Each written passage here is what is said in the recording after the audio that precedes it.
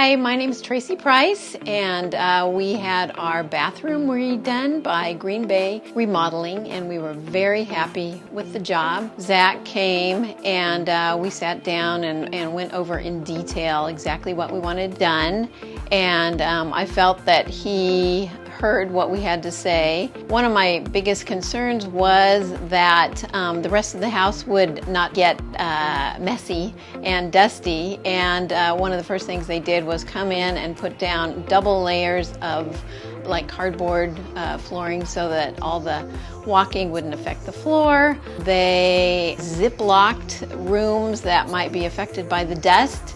I thought the attention to detail was really, really good, and I was especially pleased with the fact that we had the project manager on site because things could get addressed immediately. Another thing that we were really impressed about were the quality of the workers that came. And there was a tile guy and demolition and plumbing and electrical, and we felt that everyone was respectful of us, respectful of our home, respectful of our time.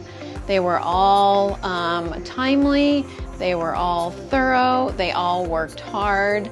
I was appreciative of some of the guys even working late into the evening and over the weekend to get the job done. That was great.